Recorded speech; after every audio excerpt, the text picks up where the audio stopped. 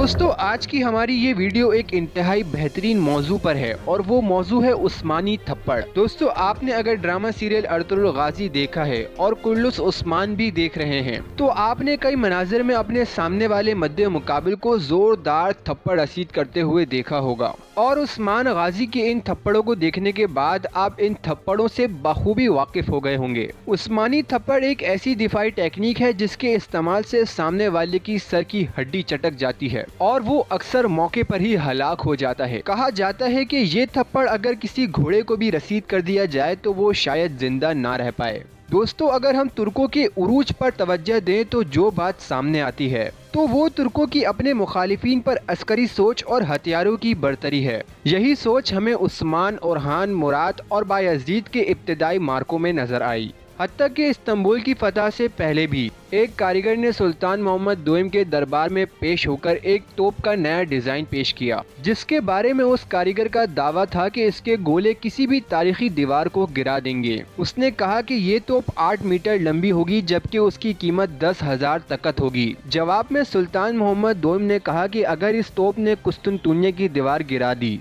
तो उसे इस तोप की 4 गुना कीमत ज्यादा मिलेगी, लेकिन शर्त ये थी कि ये तोप 3 माह में तैयार होनी चाहिए और फिर यही तोप ही उस कदीम तारीखी दीवारों को गिराने में काम आई। इस मार्के के दौरान जब उस्मानी फौज उस दीवार पर पहुंची तो उस दीवार पर मुसलमान और ईसाई फौजों की तादाद इतनी ज्यादा हो गई थी कि वहां पर अपनी दिफा के लिए तलवार चलाना और हमला करना इंतहाई मुश्किल हो गया था। उस दीवार पर इतनी ज्यादा तादाद थी कि तलवार चलाने की भी जगह नहीं बन रही थी।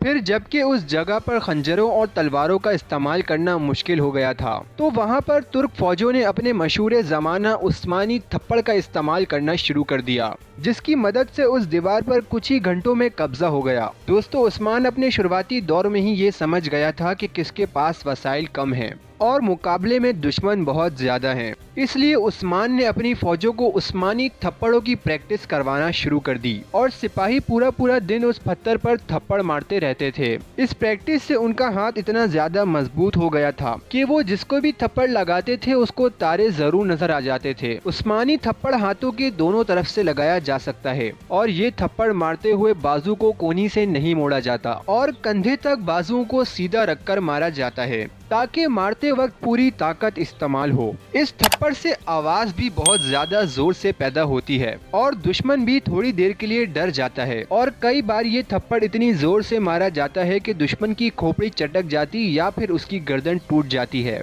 सल्तनत उस्मानिया की लड़ाइयों के दौरान बाशे बजूक नाम का सिपाही ये थप्पड़ लगाने में सबसे ज्यादा माहिर था। इनका काम ज्यादातर दुश्मनों की फौज पर खौफ तारी करना और अपनी फौज को मजबूत बनाना था। इसके अलावा ये थप्पड़ एंजलर, डेलर और जनीसरी फौजी भी इस्तेमाल करते थे। ये थप्पड़ किसी भी घोड़े को मारा जाए तो वो अपने सवार को गिरा देता था या फिर खुद सवार के साथ गिर जाता था। इस हवाले से एक मज़ाहिया ड्रामा उस्मानी थप्पड़ के नाम से ऑनियर किया गया। ये थप्पड़ किसी फौजी के गाल पर लगता तो उसके कान के पर्दे भी फट जाते।